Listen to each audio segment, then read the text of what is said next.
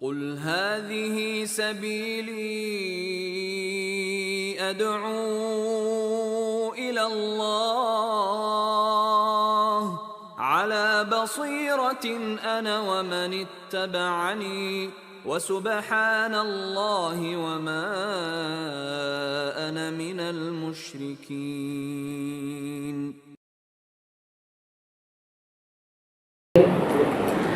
Assalamualaikum warahmatullahi wabarakatuh.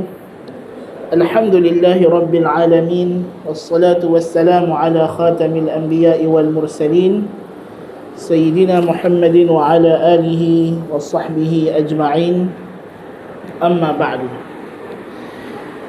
Kita menyambung pengajian kita dalam kitab Al-Ibanah an Usulid Diyanah lil Imam Al-Allamah Al-Hujjah Abul Hasan Ali bin Ismail ibn Abi Bishr Al-Ash'ari rahmatullahi alaih.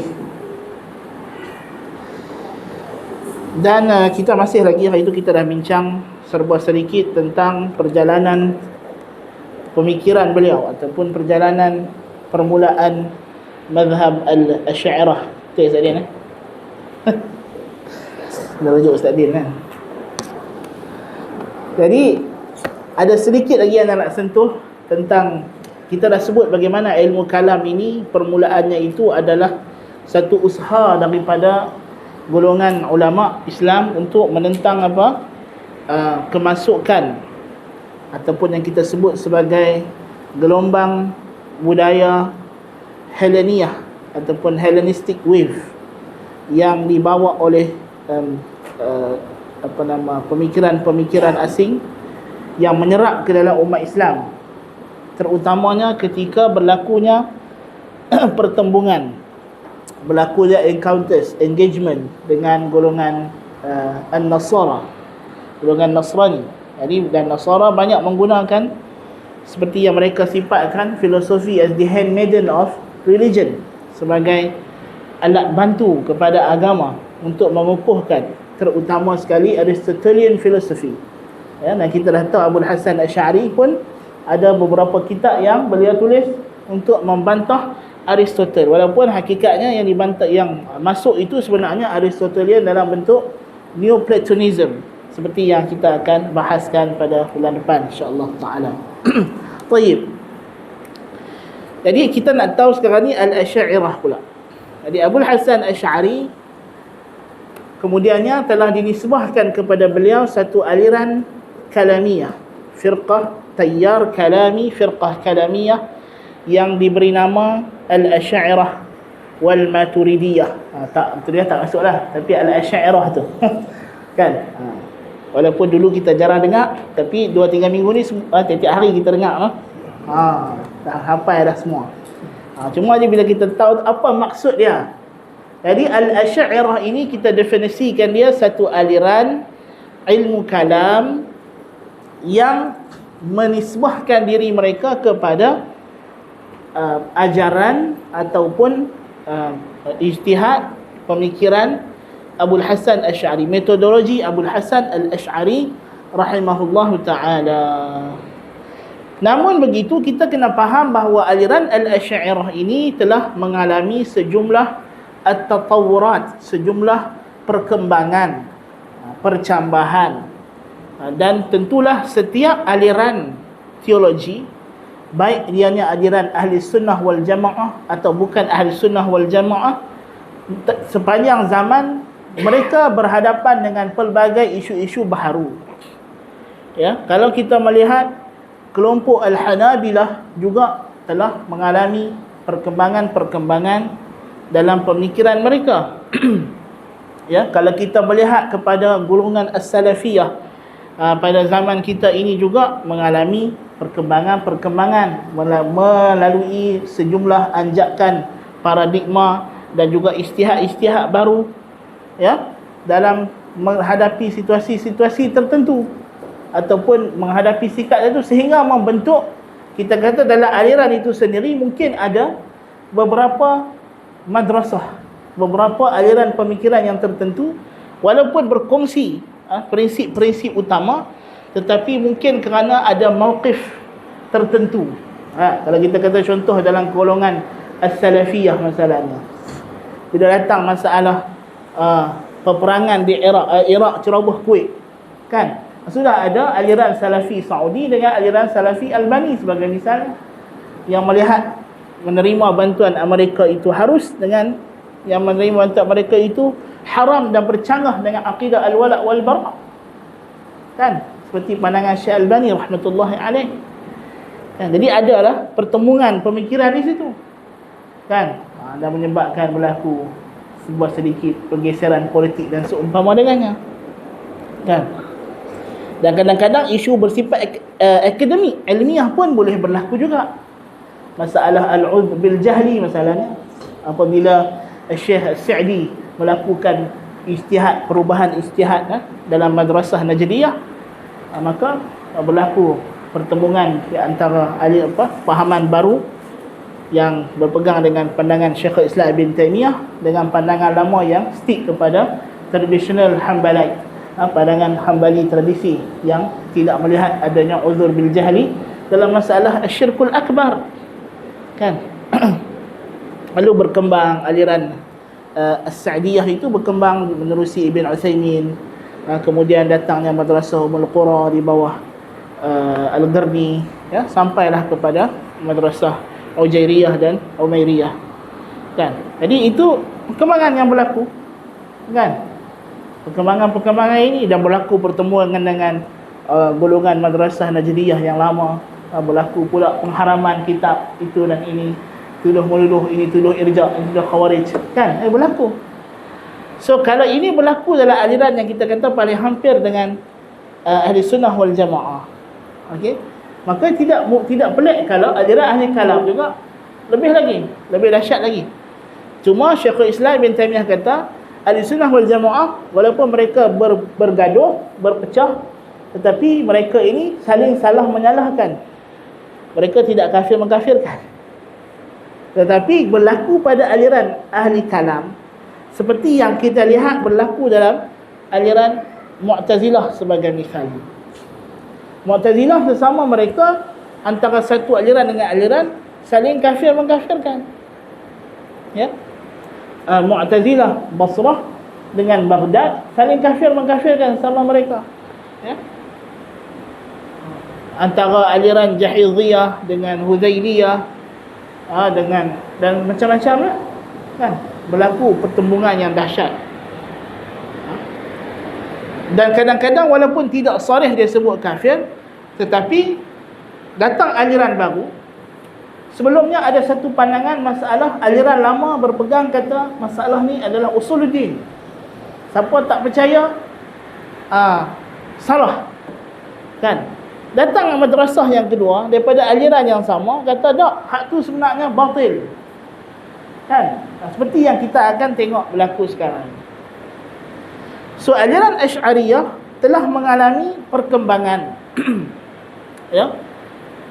Pertama sekali perkembangan ini ada banyak cara untuk ulama susun, ulama-ulama Asy'ariyah sendiri telah membahagikan perkembangan ini kepada beberapa bentuk ataupun peringkat, ya.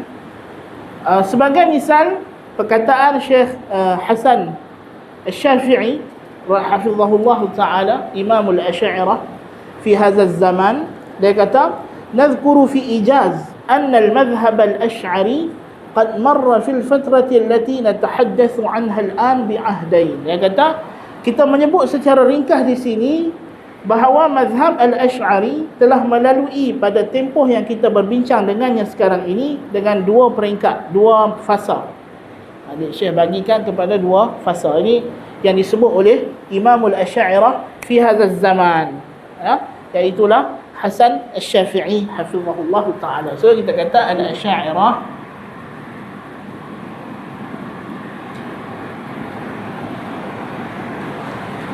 kita boleh kata dia fasa ataupun dia terbahagi kepada dua peringkat, ya.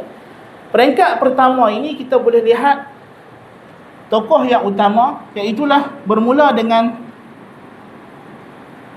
Abul Hasan sendiri, Abul Hasan Al-Asy'ari, pergi kepada fasa Abu Bakr Al-Baqillani. Okey. Al-Qadhi Abu Tayyib Abu Bakar Al-Baqillani yang wafat pada tahun 403 Hijrah. So ini kita kena tahu tu wafatlah. Ini fasa yang penting. Abul Hasan Asy'ari mempunyai anak-anak murid, ya. Ada anak-anak murid dia di fasa ini. Di antaranya ialah Abul Hasan Al-Bahili. Di antaranya Abul Hasan Al-Tabari. Bukan Ibn Jarir Al-Tabari, ya. Abul Hasan Al-Tabari, ya. Dan kita ada Ibn Mujahid. Okey. Ini anak-anak murid dia. Dan juga Muhammad Ibn Khafif Asy-Syirazi.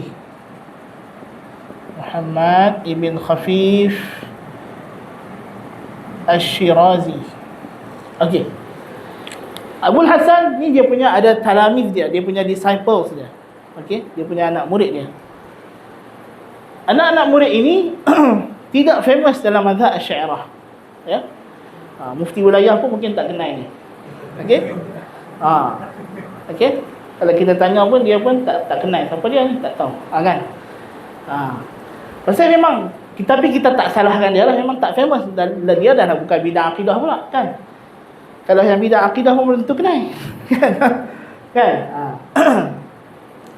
Jadi kita kata dia orang ini, tetapi mereka ini aktif menyebarkan pemikiran Abul Hasan Asy'ari, tetapi mereka tidak pernah menjeramakan diri mereka dengan Al-Asy'ariyah. Ini poin penting. Okey, kerana mereka menganggap diri mereka sebahagian daripada ahli hadis. Ya, mereka tidak melihat mereka sebagai satu aliran terasing. Ataupun mereka menganggap mereka mewarisi pemikiran Ibn Kullab, dan mereka melihat Ibn Kullab sebagai tokoh yang memperjuangkan akidah ahli hadis. Okey. So tidak timbul pada peringkat ini. Kenapa mereka tak famous? Sebab tak timbul istilah istilah apa? Istilah Asy'ariyah itu. Tidak popular. Tidak dipakai. Okey? Tetapi fasa yang penting ialah anak murid kepada mereka ini. Abu Bakar Baqir ini belajar dengan Ibn Mujahid, ngajak dengan Al-Bahili, ya. Dan dia pun ada anak murid lain juga, Abu Ishaq Al-Isfirayini, ya. Tapi yang paling penting ialah Abu Bakar Al-Baqillani. Abu Bakar Al-Baqillani seorang tokoh dalam mazhab Maliki. Dalam tokoh mazhab Maliki. Dan sebab itu dalam mazhab Syafi'i mungkin dia tak berapa famous juga. Tetapi dia dikenali sebab dia tokoh besar dalam ilmu usulul fiqh, kan? Dan juga dalam ilmu kalam. Okey. Abu Bakar Baqillani telah melakukan satu perubahan besar dalam mazhab. Apa dia perubahan itu? Abu Bakar Al-Baqillani boleh dikatakan sebagai dia adalah al-muassis al-thani, pengasas kedua, the second founder. Kalau kita kata dia pengasas pun betul juga, walaupun batu asas itu diletakkan tapaknya oleh Abul Hasan Asy'ari, ya, tetapi yang membina bangunan di atas tapak itu ialah Al-Baqillani. So Al-Baqillani lah yang mula menyusun kitab-kitab yang bersifat kitab-kitab yang kita kata systematic teologi ini, ya, kitab yang bersifat madrasi, kerana Abu Bakar Baqillani mendapat jawatan menjadi qadhi dalam kerajaan Bani Buih. Ini penting juga. Sedangkan Bani Buih adalah kerajaan Syiah Zaidiyah yang kuat, yang ta'assub. Kita tahu bahawa Bani Buih adalah kesultanan yang mengawal khilafah. Sebab kita ada pada masa itu kita ada al-khilafah dia lawan dengan as-sultanah. Okey, so kita ada al-khalifah. Al-khalifah ni dia tidak memerintah. Yang memerintah itu adalah as-sultan. As-sultan ni dia adalah jawatan dia adalah Amirul Umara, Chief General, ataupun kita kata Premier, kan? Yang memerintah kerajaan ini adalah ini. So ada banyak kerajaan-kerajaan kecil yang muncul pada zaman ini, pada fasa ini. Akhirnya satu kerajaan di Iran, iaitulah Bani Buih, telah berjaya menguasai Baghdad, dan khalifah memberikan kuasa pemerintahan kepada Kesultanan adik-beradik Buih. Adik-beradik Buih, apa nama, 3 orang adik-beradik. Mereka ni bahagi kerajaan, mereka jadi sultan, dan berkembanglah kerajaan ini sampailah nanti jatuh pada fasa ketiga Asy'ariyah. Nanti akan naik kerajaan Saljuk Raya, the Great Saljuk Empire. Okey. Jadi pada fasa ini kita tahu Bani Buih ini adalah, mereka ini adalah orang yang berpahaman Syiah. Tapi Abu Bakar Baqillani berjaya menonjolkan dirinya dengan dia menghadiri majlis munadharat, majlis perbahasan, majlis perdebatan. Okey, jadi dia berdebat, dan dia berjaya menjadi guru kepada anak sultan, dan dia mewakili kerajaan untuk berdebat dengan orang-orang Kristian. Ketika itu kerajaan, maksudnya selain daripada berlakunya jihad peperangan, juga kerajaan Islam melakukan jihad ilmi dengan kerajaan Bizantah, kerajaan Byzantine, dengan dihantar ulama untuk berdebat dengan para padri ataupun para ulama Nasara. Jadi Abu Bakar ini dia menonjolkan diri, dia berjaya menonjolkan diri dia dari sudut itu. Dan Abu Bakar Al-Baqillani juga menjalinkan hubungan yang baik dengan sejumlah ulama Hanabilah. Jadi kadang-kadang dia gelakkan diri dia Abu Bakar Al-Hambali pun kadang-kadang juga, kan?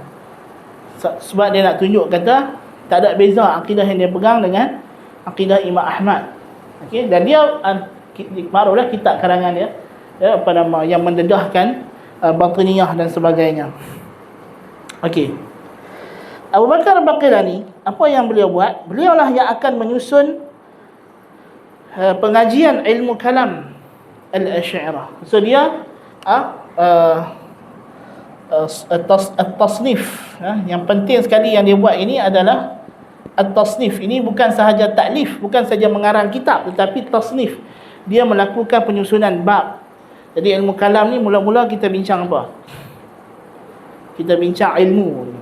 Apa takrif ilmu, masadir ilmu, cara nak dapat ilmu, peringkat-peringkat ilmu. Okey. Tujuan dia ialah dalam ahli falsafah. Ahli falsafah bila mereka masuk kepada perbincangan ilahiyat, mereka ada metodologi yang mereka pakai untuk berdebat dengan ahli agama. Yang dinamakan sebagai ilmu mantiq, ilmu logik, at-tahlilat. At-tahlilat Aristotle punya logik. So Abu Bakar Baqillani melihat ada keperluan untuk kita menyusun satu cara fikir ataupun cara logik, ilmu logik yang berbeza dengan ahli falsafah dan juga berbeza dengan Mu'tazilah. Okay, of course Mu'tazilah sudah pun menyusun benda ini. So apa yang Abu Bakar Baqillani buat bukan juga dia yang reka. Dia tengok kitab Mu'tazilah dan dia susun ikut cara Mu'tazilah, tapi isi kandungan dia adalah bersesuaian dengan ajaran ahli sunnah ataupun ahli sunnah Asy'ariyah lah kita kata di sini, dan yang bercanggah dengan Mu'tazilah. Okey, dari segi susunan kitab itu. So dia mewujudkan satu kitab yang bersifat sistematik. Macam mana Mu'tazilah susun perbincangan tentang ilmu, lepas tu datang perbincangan tentang isbat Tuhan, apa dalil, apa dia masalah hudus, masalah qidam, apa dia a'rad, apa dia jauhar. Ini semua itu dia bincangkan dan dia susun dalam kitab yang bersifat sistematis. Okey, bukan macam Abul Hasan Asy'ari tidak meninggalkan kepada kita kitab yang sistematik. Kita tahu penulisan Abul Hasan Asy'ari masih lagi penulisan yang bersifat secara sepintas lalu, macam Al-Ibanah, macam even Al-Luma'. Al-Luma' adalah kitab rad, Al-Luma' fi ar-radd 'ala ahli zayghi wal bid'ah. Dia bukan kitab pengajian, bukan kitab madrasi. Kan? Ada setengah orang dia kata orang Salafi tu depa bukan ada kitab madrasi lah, baru duk ada aja. Dia kata Abu Hasan Asy'ari pun masa dia meninggal dia tak tinggal dekat apa kitab madrasi juga. Orang bawah-bawah dia susun. Kan? Dan kemudian semakin bawah semakin sistematik lah bila Asy'ariyah mula ada sekolah, ada college, ada universiti. Jadi penyusunan ilmu mereka semakin sistematik, kan? Macam orang Salafi baru nak ada universiti, kan? Universiti pertama Salafi siapa dia? Universiti King Saud, kan? Walaupun yalah tak nampak dah Salafi kan? Tapi itulah kan, dia Salafi pun dia, liberal pun dia juga, kan? Kan? Tapi tang bidang agama tu dia Salafi lah, tang bidang lain tu betul lah. Majmu'ah dia okey lagi. Ulama-ulama yang masih mempertahankan tradisi. Okey. Point dia, kita kata Abu Bakar Baqlani dan dia juga mula menggunakan laqab. Selain kita sebut Al-Hambali tadi, dia mula popularkan perkataan ini, Asy'ari ni. Dia mula nisbahkan pandangan dia kepada Imam Abul Hasan Al-Asy'ari. So lama-lama nama Ibn Kullab pun dah pudar, dah hilang juga. Orang dah tak sebut lagi sistem ini sebagai sistem Ibn Kullab. Orang sebut sistem Al-Asy'ari. Pasal Abu Bakar ni susun, betul dia kata ni Asy'ari punya. Dia tak kata Ibn Kullab punya. Kan? Walaupun asal-asal Abu Hasan Asy'ari tu ambil daripada Ibn Kullab. Kan? So ini fasa pertama. Kalau kita melihat pada fasa ini, Madrasah Asy'ariyah, kata Syekh Hasan Syafi'i di sini, wa yattakhidhu al-madhhabu fihi mawqifan qariban min as-salaf. Dia kata pada fasa ini mazhab Asy'ari mengambil pendirian yang sangat hampir dengan salaf. Syekh pun tak katalah salaf tu, tapi dia kata dekat, qariban min as-salaf. Wa yu'adi al-falsafah wal mu'tazilah wal i'tizal, dan dia sangat ketat permusuhan dia dengan falsafah dan mu'tazilah. Sebab of course pertama ketika ini mereka hidup di bawah kerajaan Bani Bu'aih yang berpegang dengan mazhab Zaidiyah, dan Zaidiyah adalah Mu'tazilah. Az-Zaidiyah Mu'tazilah. Kan macam zaman kita sekarang ni, mazhab Mu'tazilah ada di mana? Kita ada Ibadiyah di Oman. Kita ada Zaidiyah juga di Yaman. Kita ada Syiah Imamiyah Rafidah, juga Mu'tazilah. Jadi sebab Mu'tazilah itu kemudiannya mazhabnya diwarisi, diambil, dibedak-bedakkan, dibahagi-bahagikan kepada beberapa aliran. Walaupun dia tidak lagi berdiri, tapi mereka ini semua di bawah payung yang besar, adik-beradik yang disebut sebagai Ahlul Adli wa Tauhid, ahli keadilan dan ketauhidan. Kan? Sebagai orang yang mengisbatkan Tuhan itu maha adil, yakni mereka tak terima qada dan qadar, dan mengisbatkan Tuhan itu esanya menafikan sifat yang banyak, sifat ma'ani yang banyak. Okey. So ini adalah fasa. Dia kata yu'adi. So apa ciri-ciri dia? Ciri-ciri dia adalah depa ini adalah qarib minas salaf. Lepas tu mu'adat al-falsafah wal i'tizal. Memusuhi. Ada enmity di situ. Dia tidak bersifat, dia bersikap tidak mesra kepada falsafah, dan even termasuk falsafah sini, termasuk logik, mantik juga dianggap sebagai musuh kepada Islam. Sehingga fasa ini kita kena faham, sampai fasa ini mantik adalah ilmu yang paling lambat diterima oleh orang Islam. Ilmu mantik. Saya akan mula terima mantik ialah Abu Hamid Al-Ghazali, kurun ke-6. Abad ke-6 ni. Ini abad ke-5, awal abad ke-5 dia meninggal. Abu Hamid Al-Ghazali akan wafat abad ke-6. Kan? Abu Hamid Al-Ghazali akan mula melakukan proses Islamization itu, kan? Jadi dia melihat kepada mantik sebagai sesuatu yang boleh dipakai ataupun boleh diterima. Pinjam pakai istilah UIA tak apa, Ustaz Dian. Istilah UIA ramai sorry SIM tak ada. Okey. Jadi itu fasa yang pertama. Okey. So dia kata qariban min as-salaf yu'adil falsafah wa i'tizal wa qad akkada hadha al-'ahd as-samt al-mu'tadil lil-ash'ariyah. Dan pada peringkat ini dia telah memberikan ketegasan ciri-ciri kesederhanaan Asy'ariyah. Jadi Asy'ariyah itu bukanlah golongan yang melebihkan akal ataupun nakal. Kita boleh baca, masalahnya baru-baru ni kitab Muhammad bin Hafiz Syirazi telah pun dicetak, ya, Al-Mu'taqad As-Saghir. Kita boleh lihat kan. Abul Hasan Tabari pun ada kitab dia yang dicetak. Abu Bakar Baqlani kita tahu kitab dia banyak dicetak, ya. At-Tamhid, Risalatul Hurrah. Ya, kita boleh rujuk, kita boleh tengok pada fasa ini sifat-sifat khabariyah masih diisbatkan. Ini penting, itu poin dia. Maknanya mereka tidak melakukan takwil seperti Mu'tazilah. So mereka isbat al-yadain, al-wajh, al-ainan, istiwa. Ini semua diisbatkan, bukan sahaja bahkan istiwa, bukan sahaja mereka isbatkan al-ulu secara khabar tapi juga dengan akli. Ya. Sifat al-ulu nanti kita akan datang dalam ibadah, Abul Hasan Asy'ari akan defend sifat ulu dengan dalil akal. Ya. Dalil akal. Jadi itu menunjukkan bahawa pada fasa ini masih kuat. Dan Baqlani juga syarah kitab Ibanah dan syarah kitab Al-Lum'a. Tapi tu tak sampai dekat kita. Baqlani punya syarah kitab Ibanah dengan kitab Lum'a mafqud fi hukmil mafqud. Tak tahu lah tiba-tiba lepas ni dia pun songkak-songkak jumpa. Banyak juga dulu kitab yang berkata mafqud kan. Lepas tu songkak-songkak jumpa kan. Kadang-kadang orang telis dia perang, simpan dekat spot ke apa kan. Payah juga. Okey. So ini kita kata the first phase. Okey, sampai kepada Al-Baqlani. Kemudian Syekh kata al-'ahdu ats-tsani yabda'u ba'da dhalika rubbama bi Ibn Furat al-Asfahani.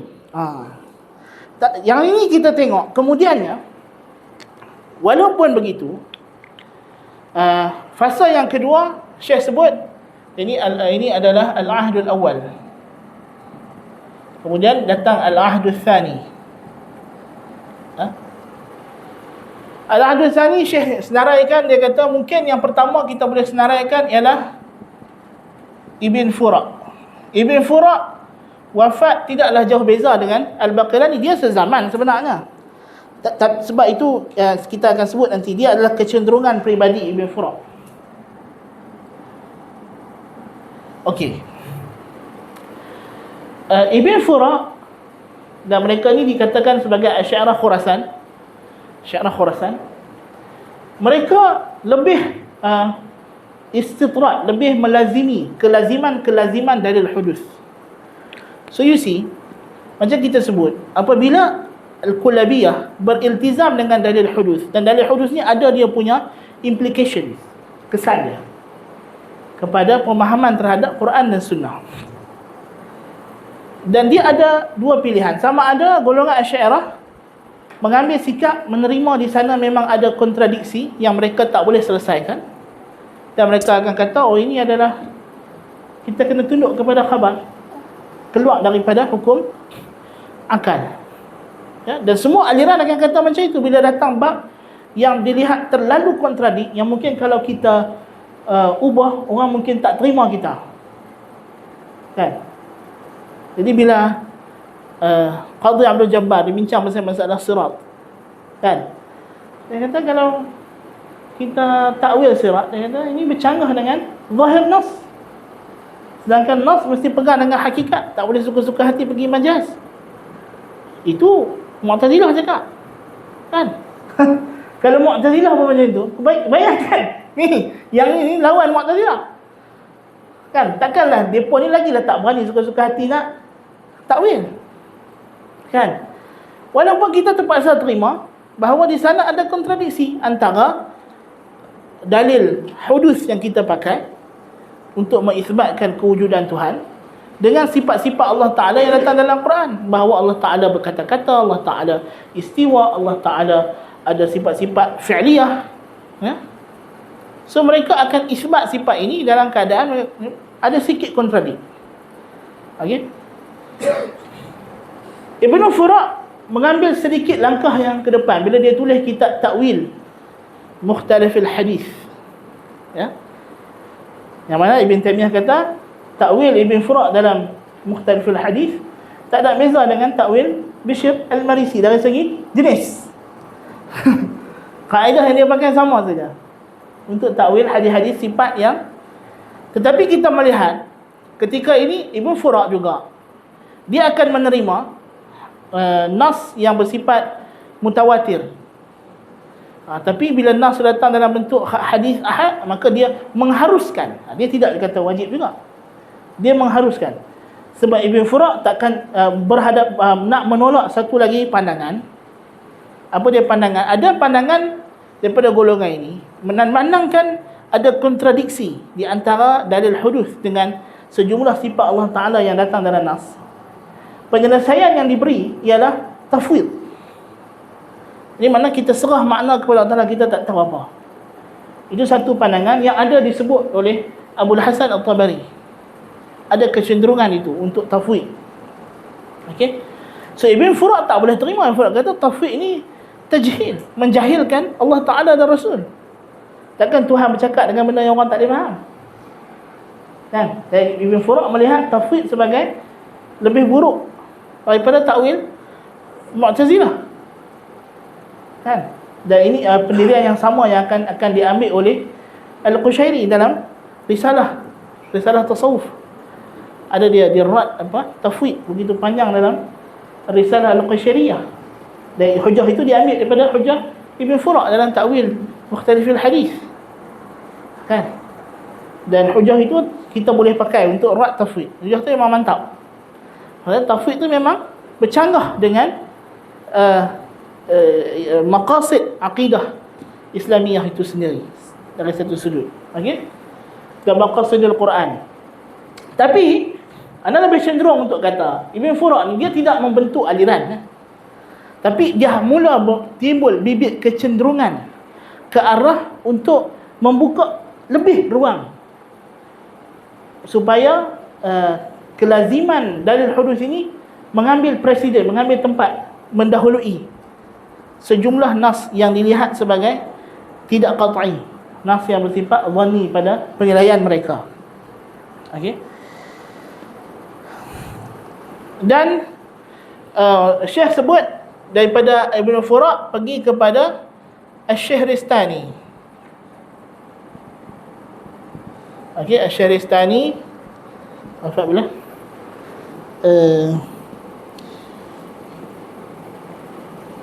548. Rafat 548. Okey. So di antara Asy-Syahristani ni sebenarnya tokoh yang penting sekali yang akan mengasaskan aliran ini ialah Abul Ma'ali Al-Juwaini dan murid dia Abu Hamid Al-Ghazali. Okey. Inilah tokoh yang sebenar. Abul Ma'ali Al-Juwaini adalah tokoh Asy'ariyah yang pertama yang secara jelas dan nyata dalam kitab-kitab dia Asy-Syamil, ya, dan lain-lain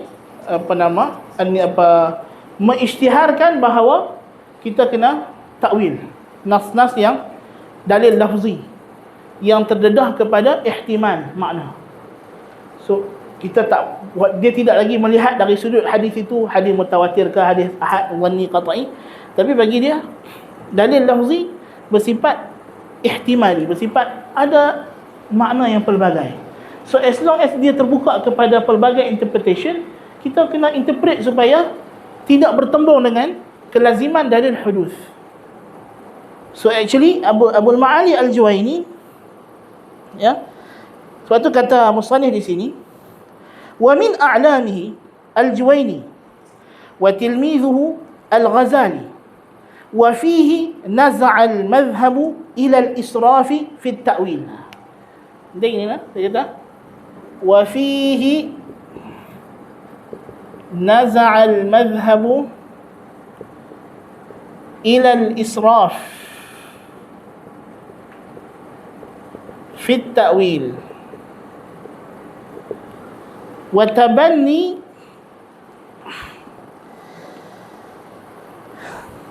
tabanni al-manahij al-i'tizaliyah.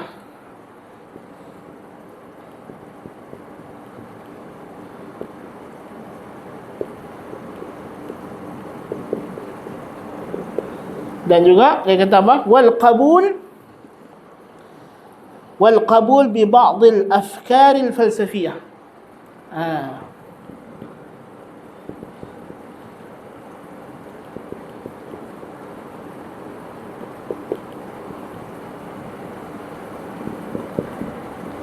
Khassatan al-mantiq. Ini kata Syekh Hasan Al-Syafi'i, Imamul Asy'ariyah fi hadzal zaman. Baik. Jadi menurut Imamul Asy'ariyah pada zaman ini, pada fasa Abul Ma'ali dan Abu Hamid Ghazali, di sini mazhab mula berlebih-lebihan dalam takwil dan menerima manhaj Mu'tazilah dan menerima sebahagian pemikiran falsafah, terutamanya mantik. So, apakah pemboleh ubah yang berlaku di sini? Kenapa tiba-tiba satu kita kata pembelokan yang tajam dilakukan oleh, especially oleh Abu Hamid Al-Ghazali? Kita dapati di sini ada satu belokan tajam, maksudnya dia belok tu dahsyat. Kan, seolah-olah macam ayat Allah tengah lalu tu, dia belok macam tu saja. Kan? Apakah di depan dia yang dia nampak sampai dia rasa dia tak boleh pergi straight dah, sampai dia kena belok ke kiri atau kanan ini? Kan? Seolah-olah macam dah jadi zigzag. Okey? Apa yang berlaku pada fasa ini? Kita tahu Abu Hamid Ghazali wafat pada 505 Hijrah, pada abad ke-6. Okey, apa yang berlaku pada abad ke-6 ini adalah penyebaran pemikiran falsafah. Pengaruh Ibn Sina. Ini Abu Ali Ibn Sina, Al-Syekhul Rais. Okay. Kemunculan Al-Farabi, sebelumnya Al-Kindi. Al-Kindi sezaman dengan, lebih kurang dengan Ibn Kullab, Imam Ahmad. Okay. Tetapi of course tidak ada, walaupun Al-Kindi daripada Mu'tazilah, tapi dia tidak mendapat sambutan yang hangat, kerana falsafah dilihat sebagai sesuatu yang bercanggah dengan syarak. Dan falsafah Kindi, kadang-kadang orang tak dapat beza sangat falsafah dia hanya kerana dia ada terjemah kitab Aristotle, atau dia dan terjemahan dia pun bersifat intiqaiyah. Dia mengambil part-part yang dilihat boleh menyokong mazhab Mu'tazilah. Sebab itu dia masih berpegang kepada hudusul alam, bahawa alam ni bersifat baharu dan bersifat kontingensi, contingent, bukannya qidam, bukannya qadim, ya. Jadi pandangan falsafah yang begitu dahsyat tidak diambil. Tetapi apabila munculnya Al-Farabi telah menerima, dan tentulah Al-Farabi datang daripada background Syiah, kan? Datang daripada background Syiah. Jadi dia tidak ada rasa macam susah, terpayah. Dan ini juga dibantu dengan gerakan Ikhwanus Safa wa Khillanul Wafa, the Brethren of the Purity. Kan? Apa dia Brethren of Purity ni? Satu gerakan majhul. Kita tak tahu siapa dia, orang dia. Tapi dia menerbitkan buletin ataupun pamphlet yang disebarkan kepada orang tentang ilmu falsafah. yang kemudian dihimpun dalam kitab yang disebut sebagai Rasail Ikhwanus Safa.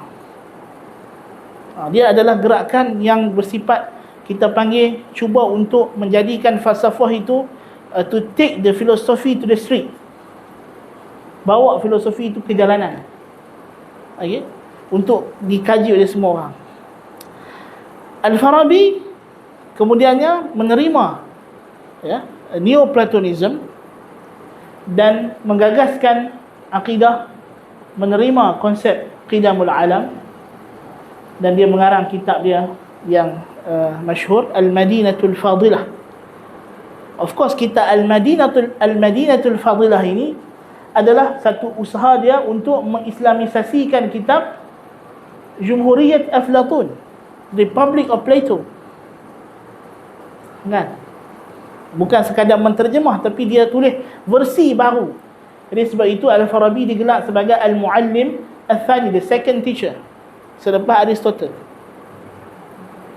yang akan mengembangkan falsafah, yang akan masukkan ijtihad baru, yang akan datangkan tafsiran baru terhadap ajaran the first teacher, dan juga ajaran the divine Plato. Okay? Plato Al-Aflatun Al-Ilahi, the divine, dan juga Aristotle dianggap sebagai the first teacher, okay? Guru pertama. Jadi kemunculan Al-Farabi kemudian disambut pula oleh Ibn Sina. Dan kita tahu Al-Farabi dan Ibn Sina ini mendapat sokongan daripada kerajaan rangkaian Syiah. Kita tahu pada zaman ini disebut tadi, kita ada Bani Buih. Bukan saja Bani Buih, kita ada banyak kerajaan. Kita ada Bani Buih, kita ada Bani Hamdan, kita ada Al-Fatimiyah. Ini kerajaan-kerajaan besar ni, ya. Bani Hamdan yang banyak menyokong Ibn Sina sebagai misalnya. Okey. Jadi masa itu orang Islam dikelilingi oleh kerajaan yang kita panggil sebagai lingkaran kerajaan Syiah. Okey. Jadi ini menjadi pemangkin. Kan? Ya, bila kerajaan ni dia ada ideologi, dia mesti nak mengaryukan ideologi dia. Tidak? Kan? Itu memang fitrah dia lah buat macam kan? Okey, jadi mereka ni telah mengaryukan ajaran Syiah. Kan? Dan masa itu mereka lah As-Sawadul Azam. Kan? Kalau ikut logik golongan Aswaja, kalau kita duduk di zaman ni, kita kena jadi Syiah. Kan? Maksudnya ni lah majoriti masa tu, kerajaan-kerajaan semua macam tu kan. So, untuk menghadapi cabaran baru, cabaran ini datang daripada golongan ini. Dan kitab Ibn Sina mula tersebar. Okey. Ibn Sina mengarang kitab dia yang paling besar apa dia? Al-Shifa. Okey, Al-Shifa ni banyak jilid. Kan, mantik saya 3 jilid. Matematik saja 3 ke 4 jilid. Kan, Ar-Riyadhiyat. Lepas tu pergi pula kepada Tabi'iyat, fizik. Fizik tu masuklah biologi, chemical apa semua. Kan, lepas tu pergi kepada metafizik. Kan? Lepas tu dia ringkaskan Asy-Syifa adalah An-Najat. Padahal dia tulis kitab ada Al-Isyarat At-Tanbihat. Dan di hujung Al-Isyarat At-Tanbihat dia tulis kitab dia apa? Dia panggil kitab tu, dia panggil apa? Tentang tasawuf. Tentang cara-cara untuk menyucikan jiwa. Okey. Jadi ketika ini Abu Hamid Al-Ghazali rasa ada keperluan untuk beliau menentang gerakan ini dan juga gerakan Batiniyah. Jadi Abu Hamid Al-Ghazali kemudiannya menyelami ke dalam ajaran ini. Mula-mula dia masuk, dia seorang ahli kalam, theologians, berguru kepada Abul Ma'ali Al-Juwaini, tok guru dia, ya. Dan kita tahu pada masa ini sudah masuk fasa kerajaan the Great Seljuk Empire. Walaupun Bani Buih sudah jatuh, tapi kesan peninggalan Bani Buih itu. Okay? Even the first and second sultan of the Great Seljuk Empire masih lagi mengekalkan mazhab Mu'tazilah, iaitu Tughrul Beg dengan Tughrul Baik, lepas tu Ab-Asalan. Kan? Jadi Ab-Asalan baina-baina antara Fadilah nak pergi kepada Asy'ariyah dan berlaku mihnatul Asy'ariyah. Asy'ariyah akan dihukum sebagai sesat, ditangkap dan sebagainya. Nanti Al-Qushayri akan tulis kitab Syikayatu Ahli Sunnah. Rintih rayu Ahli Sunnah. Orang sedihlah, kami ni dizalimi, kan? Buat RUU yang menzalimi kami, tak iktiraf hak kami sebagai golongan Ahli Sunnah. Asy'ariyah masa tu lah. Masa tu tak ada kuasa lagi. Kan? Jadi masa tu akan muncul tokoh-tokoh yang hebat pada masa itu, Al-Baihaqi apa semua akan mengukuhkan manhaj Asy'ariyah. Dan Asy'ariyah mengambil lead untuk melawan Batiniyah, dan especially apabila datangnya Nizamul Mulk. Kemudian bila yang ni semua dah jatuh, datangnya Bani Saljuk. Bani Saljuk, orang Turki. Okey. Jadi Bani Saljuk ada dia punya Perdana Menteri dia, nama Nizamul Mulk. Nizamul Mulk akan mengasaskan Al-Madaris An-Nizamiyah, College Nizamiyah, untuk melawan gerakan Batiniyah, melawan sekolah-sekolah Syiah yang banyak berkembang ketika itu. Kan? Syiah ada masa tu dia punya universiti. Fatimiyah ada lagi lah kat sini. Fatimiyah ada universiti besar dia. Apa nama universiti tu? Maklum lah, Al-Azhar lah masa tu. Al-Azhar, Al-Jami' Al-Azhar yang dibina di kota Al-Qahir Billah, yang dibina oleh Jauhar Sicily. Okey. Pasal Jami' dia memang disebut kepada Fatimah Zahra. Memang Jami' tu disebut kepada Fatimah Zahra, tapi sebab Al-Jami' jadi dia Al-Azhar. Pasal dia tazkir, muzakkar. Kan? Kita ada Masjid Al-Azhar dan kita ada di Kedah kita ada Zahir. Dia punya bawah sikit. Tapi kalau dekat Indonesia kita ada Azhar juga, Masjid Agung Azhar, Masjid Abu Yahmka. Okey. Jadi keperluan untuk mewujudkan sekolah ini penting. Dan Abu Ma'ali dan Abu Hamid ini adalah dia punya rektor. Rektor kepada kolej ini. Jadi jawatan yang sangat besar. Rektor kolej Nizamiyah ni pengaruh dia besar. Dia bukan macam rektor universiti zaman sekarang. Bukan tak. Dia rektor pengaruh akademik. Pasal dia bukan rektor just untuk administration. Dia rektor memang dia adalah pangkat akademik. Yang orang akan tengok dia sebagai ahli. Dan mereka juga mempunyai kedudukan yang hebat dalam mazhab Syafi'i. Sebab Nizamul Mulk akan mengaryuyukan mazhab Syafi'i sebagai mazhab kerajaan. Dan dia akan mengembangkan mazhab. Kan Abu Hamid Ghazali ada kitab Ayyuhal Walad. Walad tu ni lah Nizamul Mulk. Tu bayangkan, menteri, Perdana Menteri dia panggil walad dia. Ini besar tak besar ni? Perdana Menteri panggil walad dia. Kan? Special tu.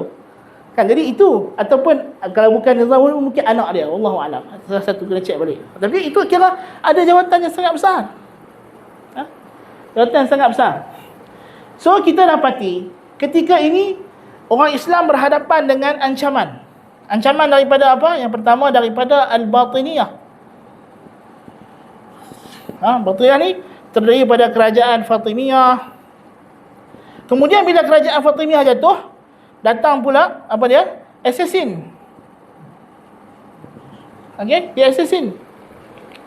Mereka akan bunuh, mereka akan bunuh Nizamul Mulk. Bunuh anak Imamul Haramain. Okey? So, golongan assassin sangat bahaya, sangat berbentengkan di the fort of the Alamut. Okey? Benteng Alamut. Yang mereka ni, benteng Alamut ni sangat kukuh. Dia hanya akan jatuh di tangan Tatar saja. Alamut ni very kukuh tau, benteng dia, fortress. Di situlah Hasan Sabbah akan memerintah sebagai kerajaan dalam kerajaan. Kerajaan dia sendirilah, dia tak tunduk pada kerajaan, dia jadi militan. Militan. Jadi dia bunuh siapa-siapa. Dan kita juga berhadapan dengan Al-Falasifah. Inilah cabaran yang besar. Cabaran yang besar, falasifah. Ya.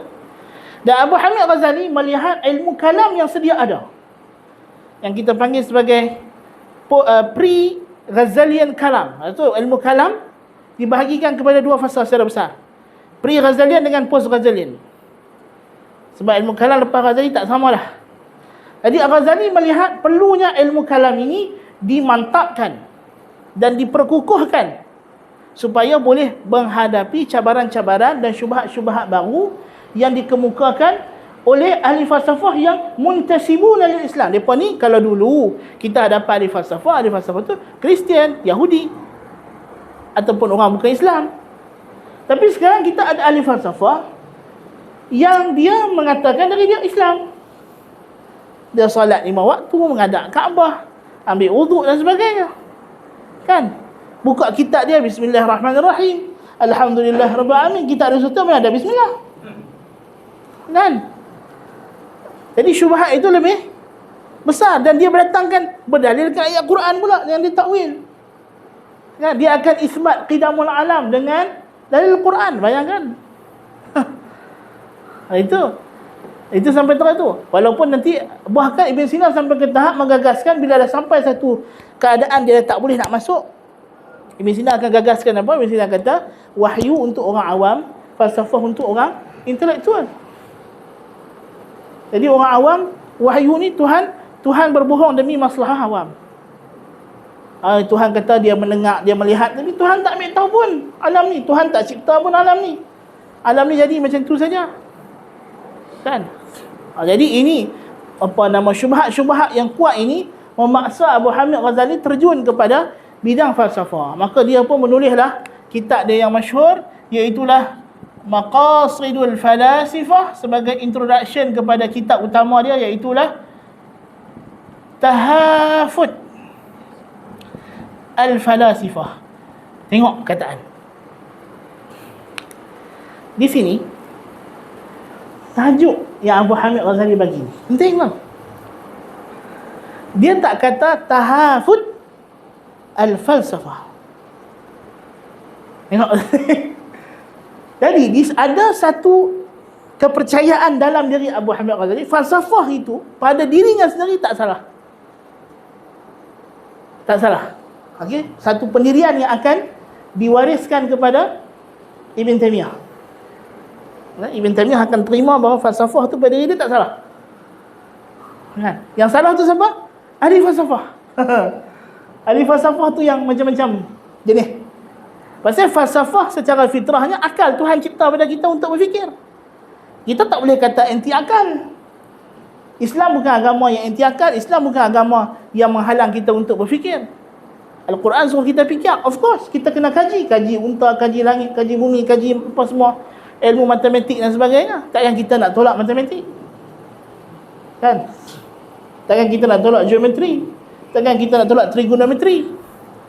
Kan? Hanya alasan tak boleh ini ajaran Euclides.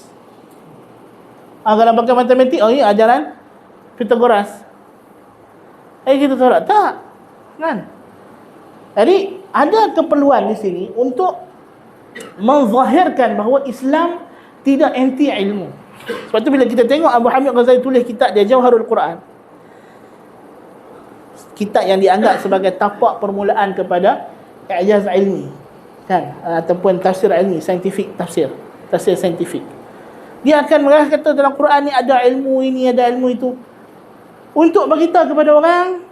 Tujuan dia lah, kita tak kata dia betul salah tu cerita satu hal, tapi kita kata tujuan dia tu pasal apa? Pasal dia nak kata, bagi tahu dekat orang, kata Islam bila kami lawan falsafah.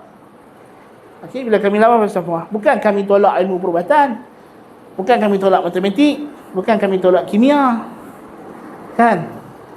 Orang kata tulis kitab Kimia Sa'adah, Chemical of Happiness. Kan? Bukanlah kata nak ni, dia nak hambak kata lebih daripada itu lagi, kita ada kimia lain pula. Kimia ruh, kimia jiwa. Kan? Jadi dia benda-benda macam ni ada sebab dia berlaku lah. Kita kena tahu background dia. Lepas tu Syekhul Islam kata, bila kita tahu background macam ini, dia akan mewariskan kepada kita dua perkara. Al-ilmu bil haq, ar-rahmatu bil khalq. kita akan tahu yang benar dan kita akan rasa rahmat kepada makhluk. Dia kata kalau kita tahu usul bid'ah dan background dia, kenapa orang ni cakap macam ni, kenapa dia kata macam ni, sebab apa dia buat macam ni, jadi kita tidak ada buruk sangka kepada ulama-ulama ni, kan?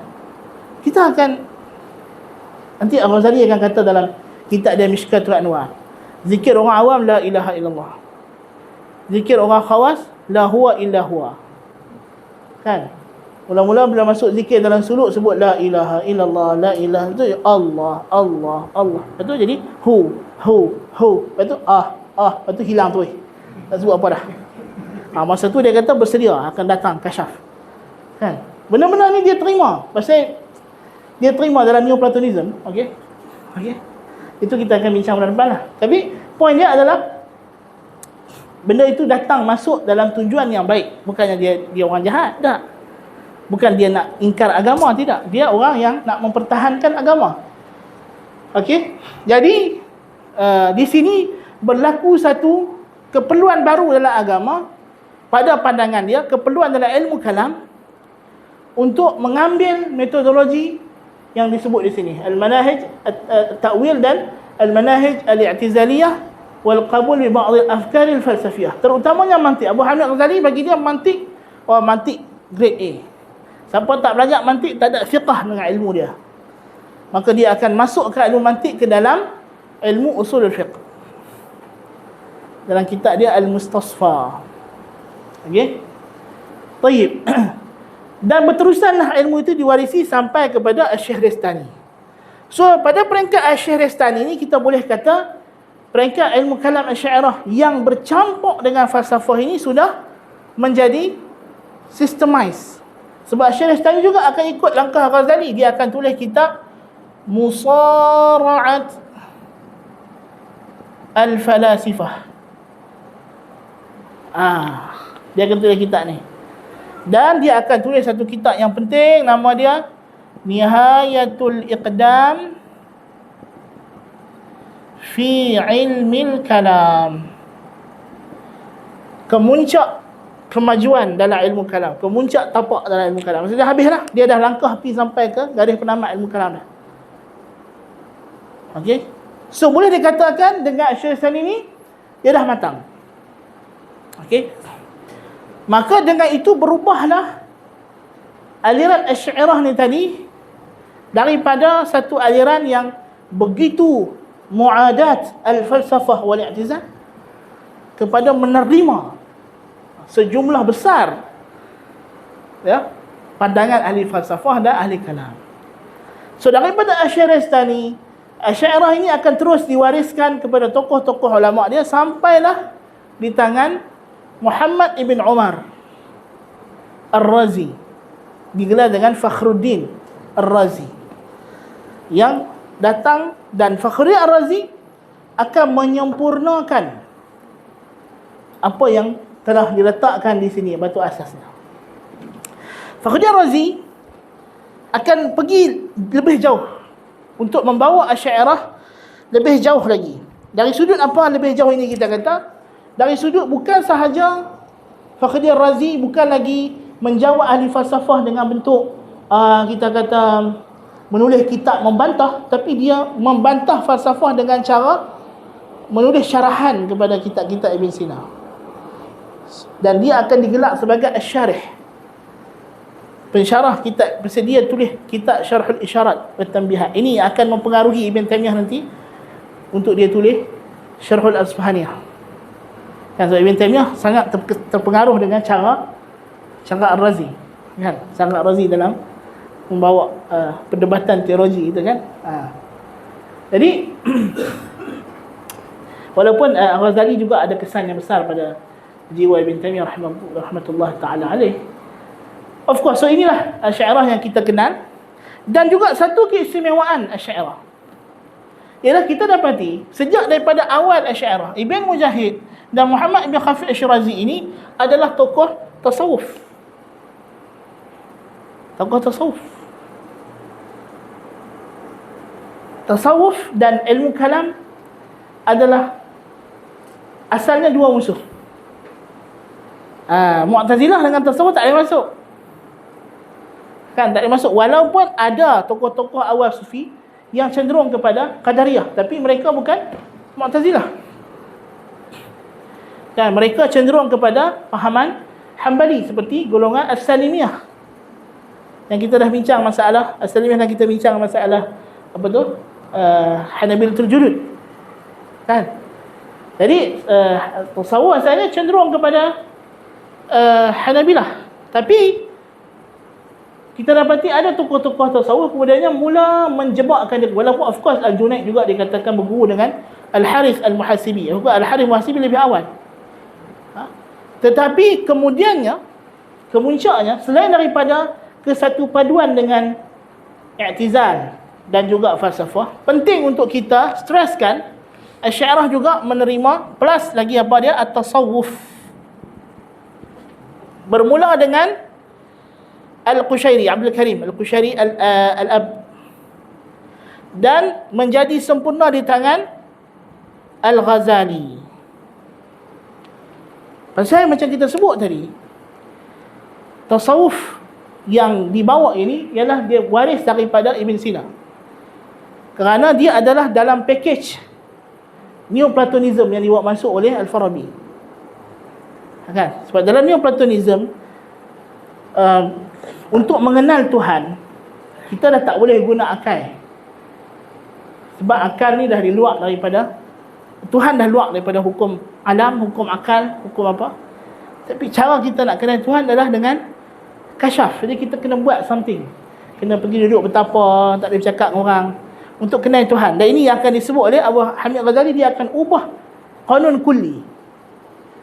Daripada asal Abu Hamid Ghazali kata qanun kulli ni kita kena guna akal, dalam Ihya Ulumuddin dia ubah. Dia kata qanun kulli yang menentukan mana nas nak kena takwil atau tak takwil ialah al-kashf wal-dhawq. Bergantung kepada kasyaf. Kalau kasyaf, boleh takwil. Nampak pengaruh, kesan besar. Dan Abu Hamid Ghazali kemudiannya, setelah dia mengkaji batiniyah, dia mengkaji falsafah, dia mengkaji ilmu kalam, dia mengkaji tasawuf, akhirnya dia kata kebenaran diperolehi dengan jalan mistik, jalan tasawuf. Jadi akal tak boleh bawa kita kenal Tuhan. Pasal apa? Pasal ilmu kalam tak bawa kita kenal Tuhan, tak bagi kita yakin. Sebab Abu Hamid kena penyakit syak. Batiniyah tak boleh kenal Tuhan, pasal batiniyah hanya taklid kepada Tok Syekh. Dan Abu Hamid Ghazali, jiwa dia tak masuk dengan taklid-taklid ni. Kan? Dan falsafah juga, dia dah nampak falsafah tak betul. Dari segi akal lebih kurang macam ahli kalam. Maka dia melihat satu juzuk saya yang betul, itulah dia pergi beruzlah di mana?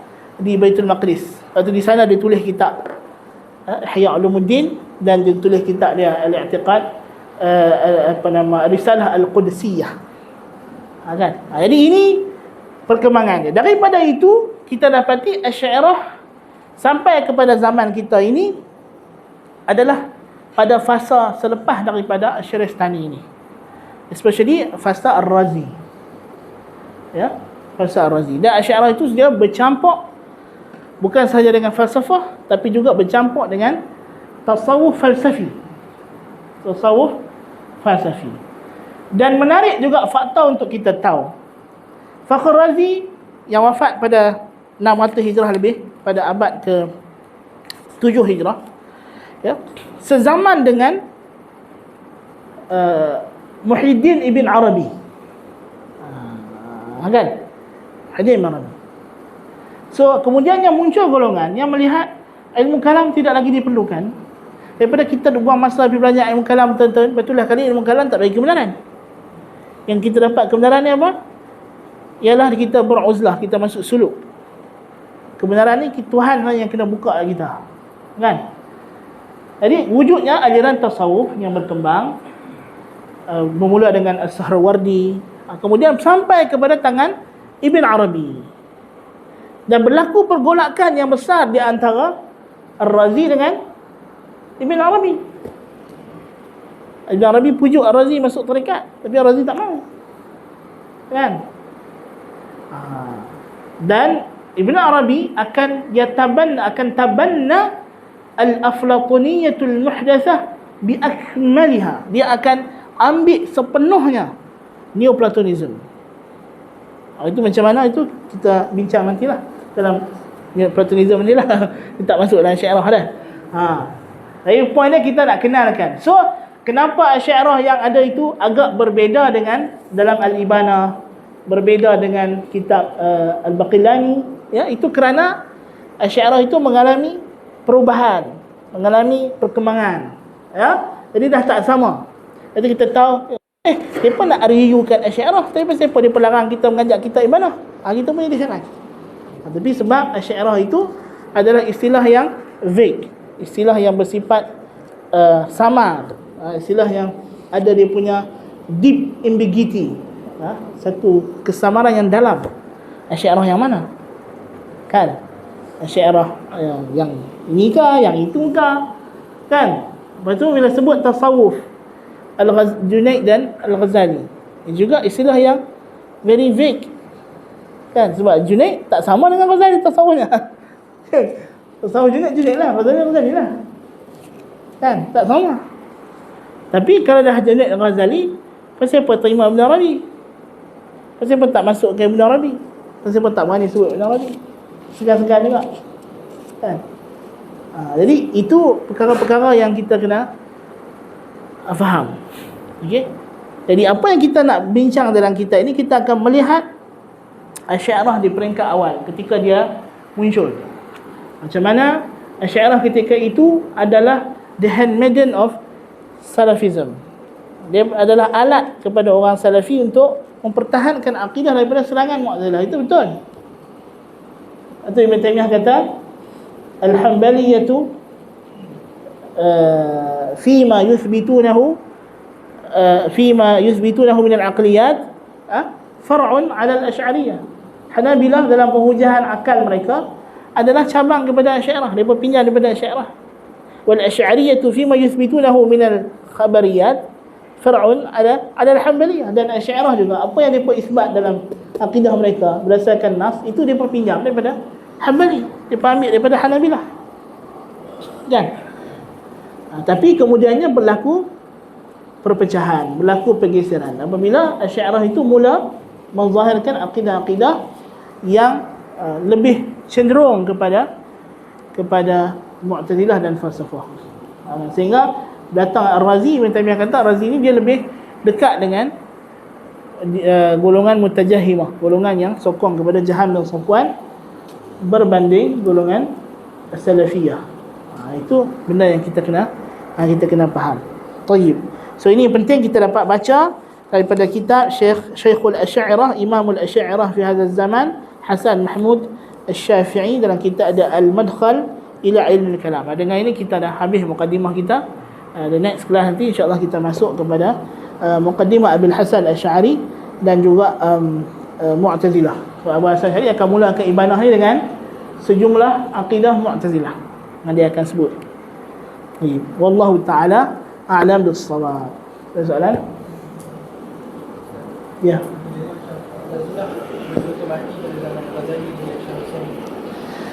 Al-Mu'tazilah, kalau kita nak kata mati, agak sukar untuk kata mati, sebenarnya tidaklah. Tapi dia jadi dormant lah.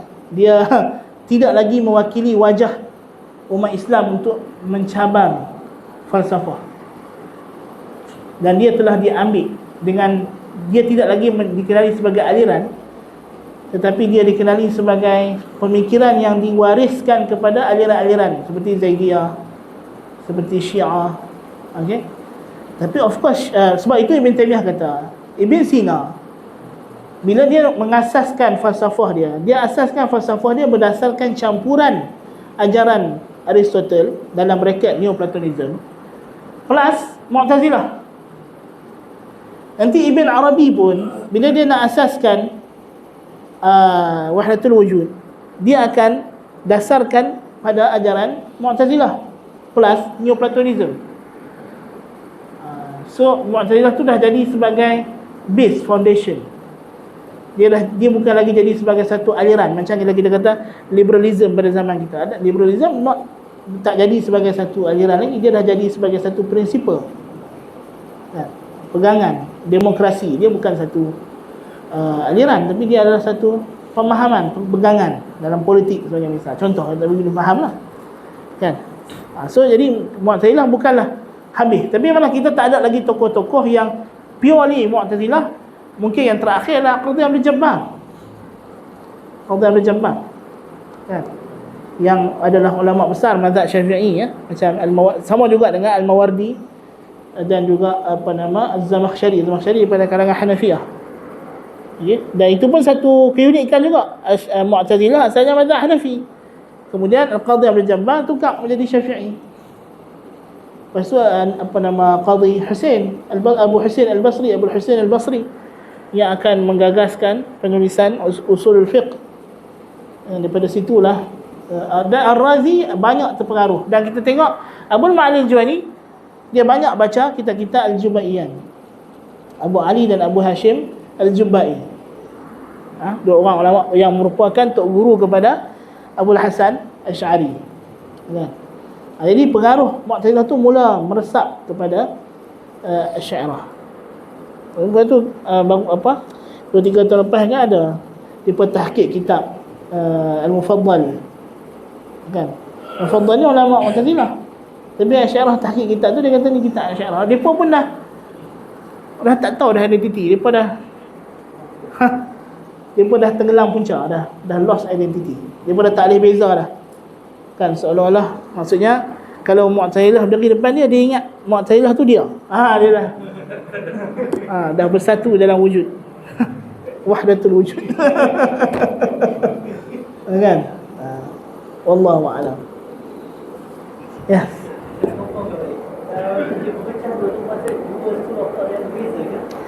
Ya, dia dikira dua madrasah yang berbeza. Semua dah tahu kalau dia al-Waqi ni Qorib dekat yang salah. Jadi apa dia yang sampai lebih sekarang ni yang Asy'ariyah yang sekarang ni lebih tumpu kepada yang kelompok yang kedua, yang jadi yang pertama. Sebab dia dah bila yang ni mula dominated. So lama-lama yang ni hilang lah. Kitab-kitab dia tak lagi dirujuk sangat. Walaupun kitab tu ada. Dan kita ada usaha daripada Asy'ariyah mutaakhirin untuk mengurangkan pengaruh falsafah ini dalam pemikiran Asy'ariyah yang akan dimulakan oleh Asy'ariyatul Maghrib, iaitu As-Sanusi. As-Sanusi merasai bahang Ibn Tumat begitu kuat di negeri Maghrib. Ibn Tumat akan datangkan maddah falsafiyah qawiyah dalam kitab dia A'azzu ma yutlab. Bukan dalam Mursyidah. Mursyidah tu setengah lain lah, setengah muka surat kan? Tapi dalam A'azzu ma yutlab dia akan ada maddah falsafiyah qawiyah jiddan kan? Jadi bahang itu kuat. Dan apalagi Ibn Tumat juga macam Al-Qam juga, dia dakwa dia Imam Mahdi. So Asy'ariyah mendakwa Imam Mahdi ni normal lah kan, bukan benda baru kan. Jadi semata-mata kalau Abuya dengan siapa nama dia tu, dia SBH tu dakwa dia Imam Mahdi kan, Syekh Suhaimi Mahdi, itu it's not the alien tu Asy'ariyah. Dan Asy'ariyah tak rasa salah pun dakwa Ibn Tumat Al-Mahdi kan. Sampai sekarang dia panggil Al-Mahdi Ibn Tumat kan. Rasa kan masih panggil gelar Al-Mahdi tu ada kan. Betul tak? Terjemahan kitab kita ni apa? Al-Mahdi Ibn Tumat kan? Kan betul yang hantar tadi tu. Betul tak? Dalam grup tadi. Mana? Tu dia tulis itu Al-Mahdi Ibn Tumat. Wafat 520 Hijrah. Tu terjemahan dia dekat terjemahan Al-Kiti. Kan? Maksudnya dia masih mengiktiraf Ibn Tumat sebagai Mahdi. Kan? Siapa salahnya kalau Suhaimi pun Mahdi, ini pun Mahdi? Kan? Balik pada cerita soalan tadi tu. Kan?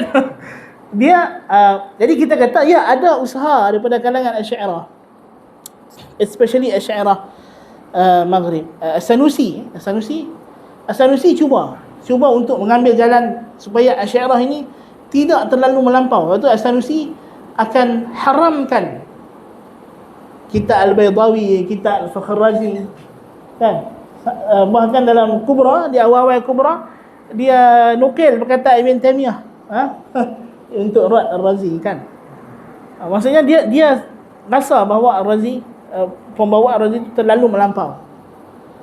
Okey, dan menyebabkan akidah ilmu kalam ni dah tidak membawa kepada kebenaran. Dan of course Sanusi akan lawan wahdatul wujud juga, kan? Jadi tetapi of course dia orang tak nak tunjuk kata mereka berbeza, mereka nak tunjuk kata mereka dalam satu tim yang sama. Tapi ada perbezaan tu ada, dan berlaku perpecahan yang besar sebenarnya, kuat. Even Asy'ariyah dengan Maturidiyah tak sama, kan? Fakhr Razi banyak berdebat dengan Maturidiyah.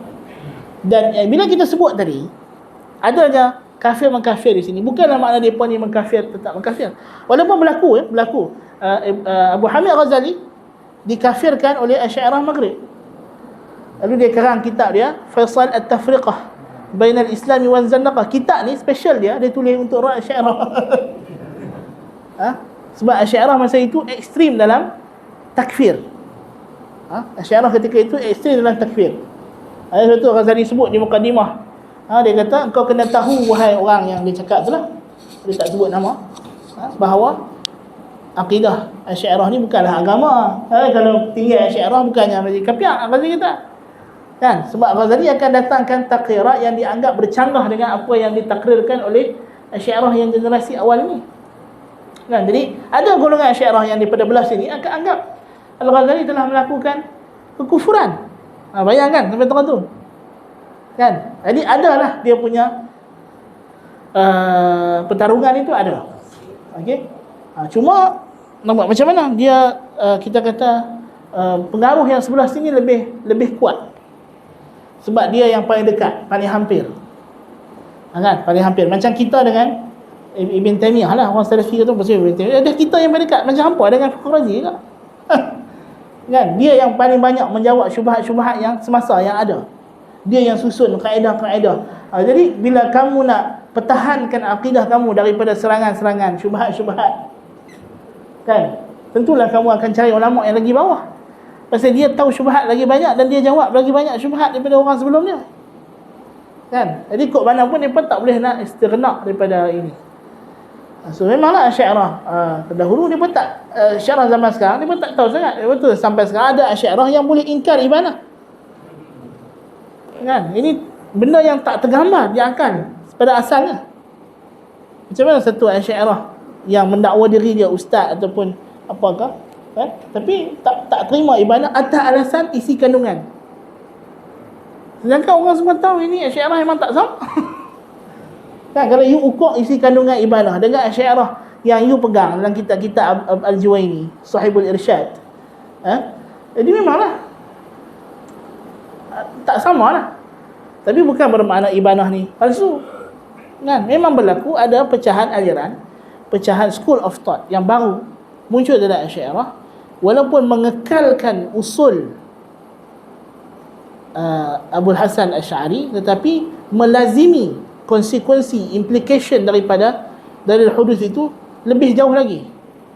Dan kemudian berlaku penambahan usul daripada Abu Hamid Ghazali menerima falsafah. Kemudian Ar-Razi akan bawa Asy'ariyah kepada satu fasa, walaupun Asy'ariyah tak boleh terima pendekatan Razi itu, jadi dia dianggap pendekatan peribadi dia. Ar-Razi akan ambil terus Platonism dan anggap Plato lebih betul daripada Aristotle. Kan? Bila dia sebut dalam Matalibul Aliyah Al-Imam Al-Aflatun kama qalahu Al-Imam, maksudnya dia bagi dia Plato lah adalah satu individu yang betul dan diterima ajaran dia. Kan? Jadi itu perubahan itu, dan ini berlaku. Betul kita kata dalam kalangan aliran yang jauh daripada Quran dan Sunnah, itu tidak pelik. Kan? Syiah pun sama.